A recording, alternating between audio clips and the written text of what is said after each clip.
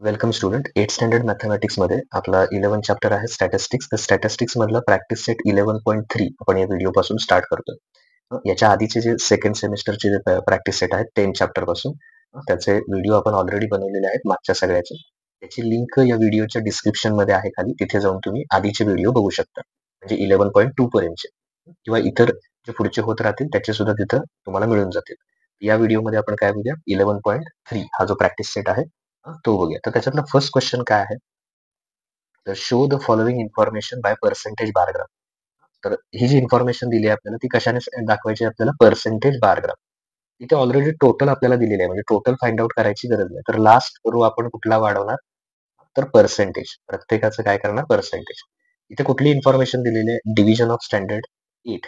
त्याच्यामध्ये ए B C आणि D या 4 डिव्हिजन आहे.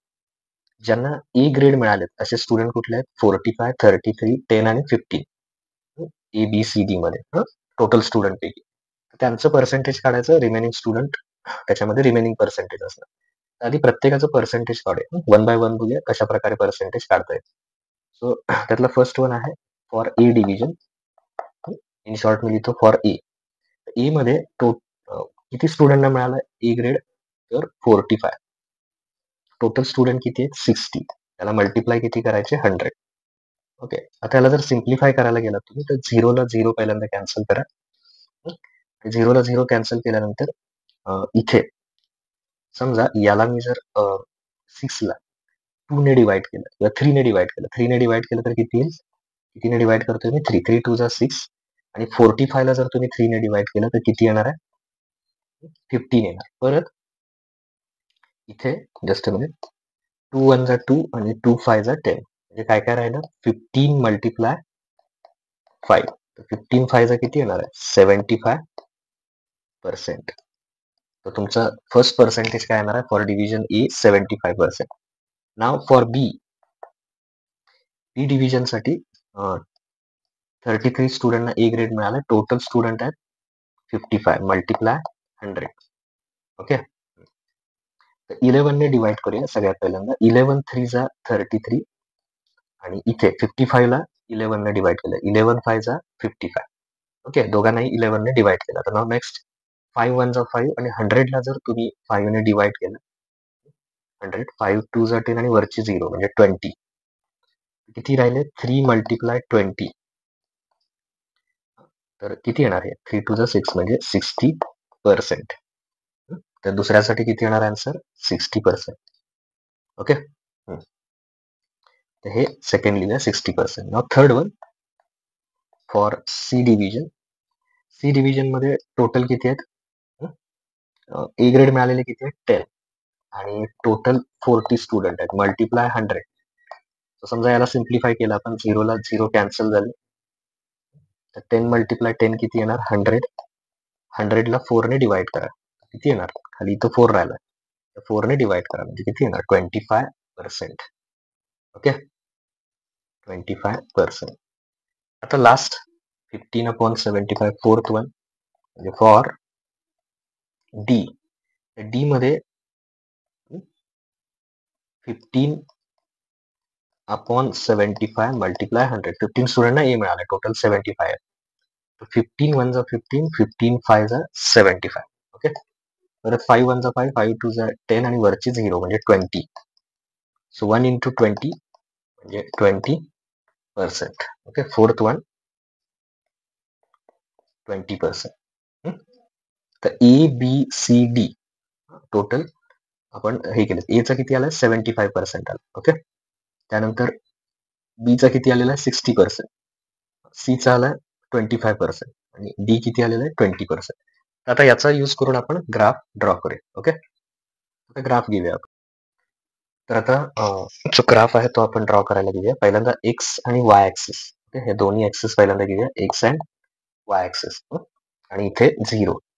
आता पर्सेंटेज बार ग्राफ मध्ये काय करायचं, तर 100 पर्यंत घ्यायचे, म्हणजे 10 20 30 40 50 60 70 80 90 आणि 100. ओके. सो 100%. आणि प्रत्येक ग्राफची हाईट किती असणार आहे, सगळ्यात पहिल्यांदा 100. सगळे 100 ड्रॉ करून घ्या. ओके, सो हा फर्स्ट वन आपण 100 ड्रॉ केला. त्याच्यानंतर दुसरा सुद्धा 100, हाही 100. हो सॉरी.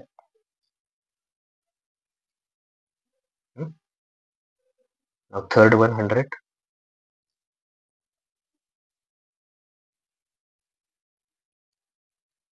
थर्ड वन सुद्धा 100 येणार. त्याच्यानंतर टोटल 4 आहेत, ABCD सगळ्या डिव्हिजन 100, म्हणजे 100%. पर्सेंट म्हटलं की पहिल्यांदा 100% सगळे ड्रॉ करून घ्यायचे आणि मग त्यातले पर्सेंटेज किती आहेत त्यानुसार आपण बघूया. आता वरती जर आपण बघितलं इथे, तर पहिल्यांदा बघा, पहिल्या डिव्हिजनसाठी, ए डिव्हिजनसाठी किती पर्सेंट आहे, तर 75%. ए साठी घेऊया आपण. फॉर ए, इथे ए घेऊया, ABCD. ए मध्ये आहे 75. 75 म्हणजे 80 आणि 70च्या मध्ये, म्हणजे इथे येणार 75%. हा झाला ए. त्याच्यानंतर बी चा आहे 60%. ओके, बी आहे 60%. बी चा घेऊया 60%, इथे येणार तो 60%. त्यानंतर सी डिव्हिजन जर वरती बघितलं तो किती आहे, सी चा 25%. मग लास्टचा 20. So first one 20%. Just minute, 20%. हो सॉरी, 25% आहे पहिल्यांदा, आय थिंक 25% आणि मग 20%. सॉरी, सो 25 म्हणजे काय ना, 20 आणि 30च्या मध्ये येणार, म्हणजे इथे येईल तो 25%. लास्ट मग किती येणार, 20%. ओके, तर हे तिन्हीचे पर्सेंटेज आहेत. आता हे काढल्यानंतर इथे डिव्हिजन ऑफ स्टँडर्ड ए इथे लिहा, डिव्हिजन ऑफ स्टँडर्ड 8. हे इथं लिहिलं तरी चालेल. आणि मग इकडे काय लिहिणार,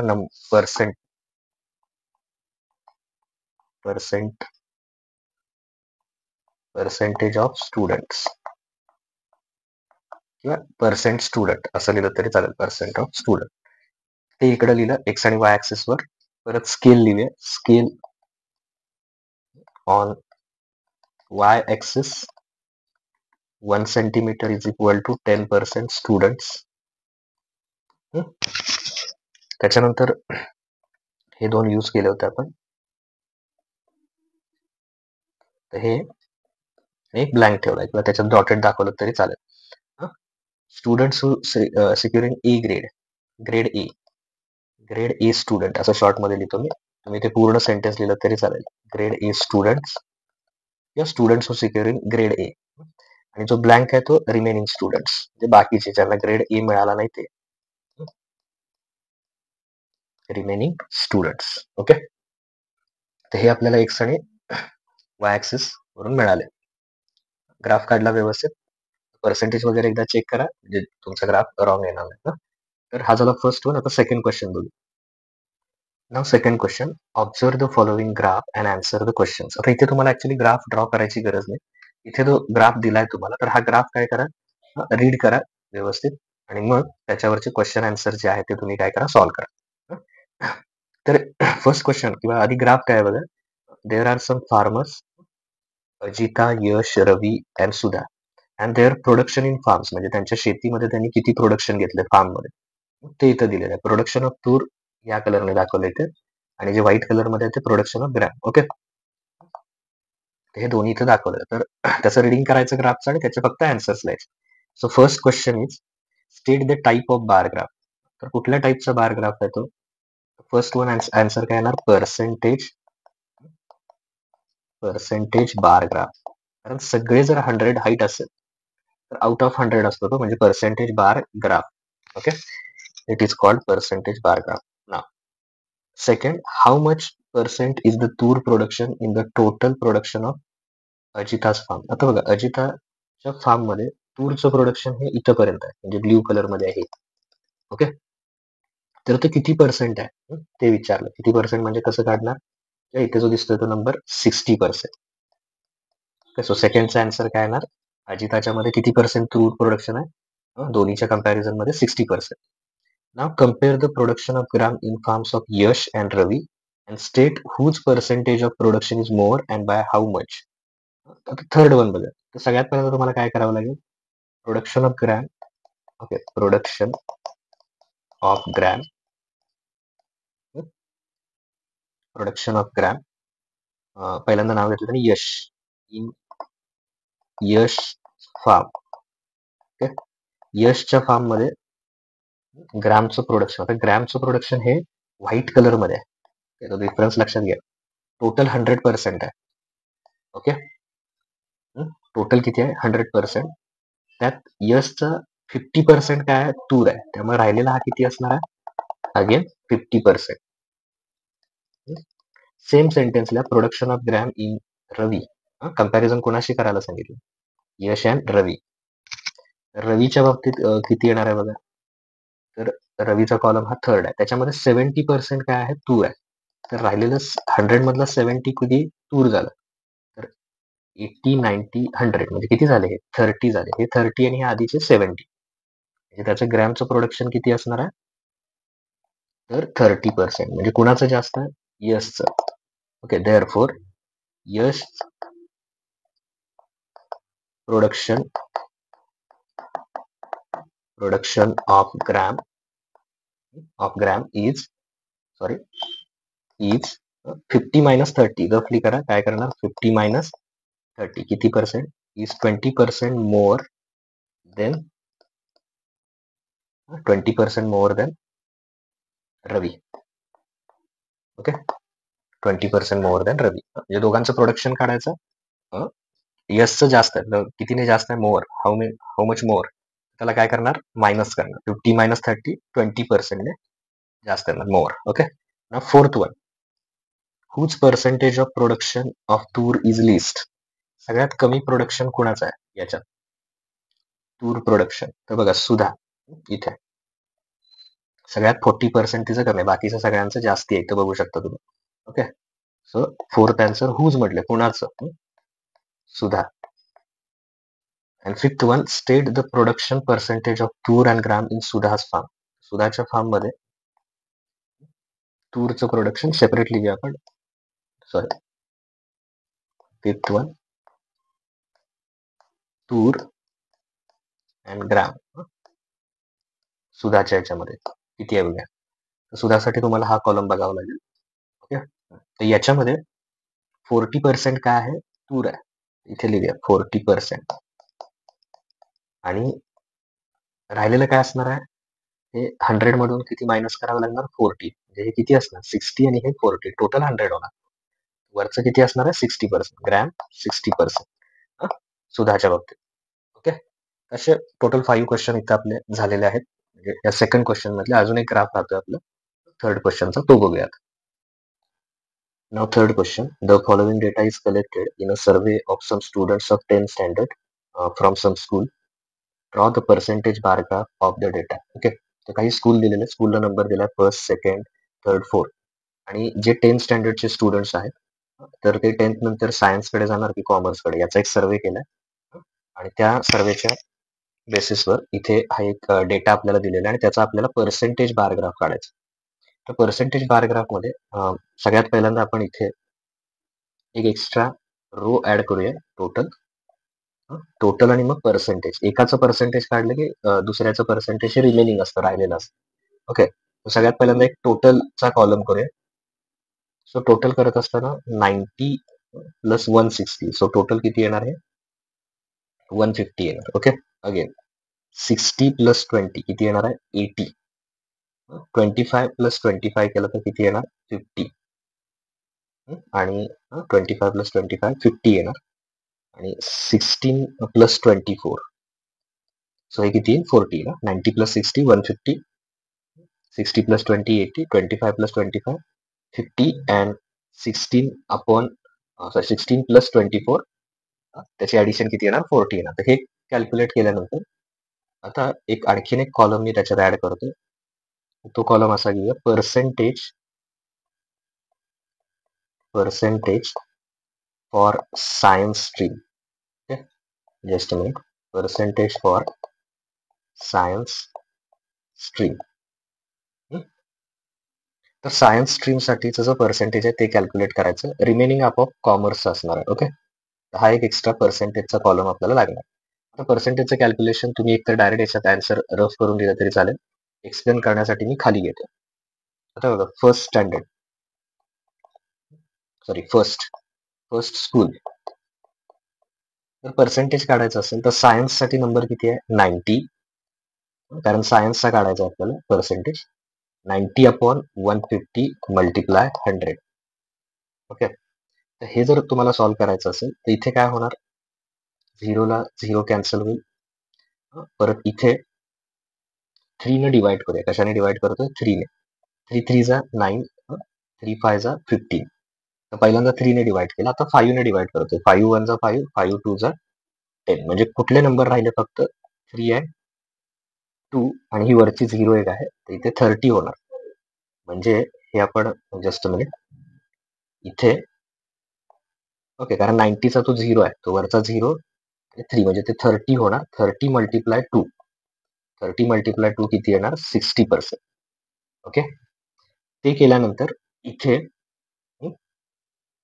60% असं लिहिलं. First one 60%. नाव second one, second school. Okay. Second school. तर सेकंड स्कूलमध्ये सायन्सकडे किती आहेत? 60 आहेत. तर 60 अपॉन टोटल किती आहे? टोटल त्याचा आहे 80. Sorry, total 80. 60 upon 80 multiply 100. तर आता याला जर सिम्प्लिफाय करायचं असेल, 0ला 0 कॅन्सल होईल. परत 2 न डिवाइड केलं. पहिल्यांदा 2 न डिवाइड करूया. 2 4 जा 8 आणि 2 5 जा 10. हे एक होईल. परत 60ला समजा तुम्ही 4 न डिवाइड केलं, तर 60 डिवायडेड बाय 4 तर किती येणार? 15. या 60ला 4 न डिवाइड करा, तर 15 येणार. आणि पुढचे किती आहे नंबर? मल्टिप्लाय 5. तर 15 5 जा 75%. कॅन्सलेशन करताना तुम्ही थोड्याफार वेगळ्या मेथडने केलं तरी चालेल. Okay. So second answer is 75%. Science stream कडे किती आहे? 75%. नाव third one, third school. Okay. Third school. Third school मध्ये बघा, सायन्स स्ट्रीम कडे जाणारे किती आहेत? 25. आणि टोटल किती आहेत? 50. म्हणजे 25 अपॉन 50 मल्टिप्लाय 100. ओके. सो हे सिम्प्लिफाय केल्यावर 25 1 जा 25, 25 2 जा 50. ओके. नाव नेक्स्ट, याला आणखीन सिम्प्लिफाय केलं. समजा 2 1 जा 2, आणि जर 100ला तुम्ही 2 ने डिवाइड केलं तर किती येणार? 100ला 2 ने डिवाइड केल्यावर 50. सो इट्स 1 मल्टिप्लाय 50 किंवा डायरेक्टली 50%. त्यामुळे इथे किती येणार? नेक्स्ट 50%. नाव last one, fourth school. Okay. Fourth school. तर फोर्थ स्कूलमध्ये सायन्स स्ट्रीमला किती आहेत? 16 आणि टोटल किती आहेत? 40. So 16 upon 40 multiply 100. पर्सेंटेज काढण्यासाठी असं कॅल्क्युलेट करायचं. आता इथे बघा, 0ला 0 कॅन्सल होईल.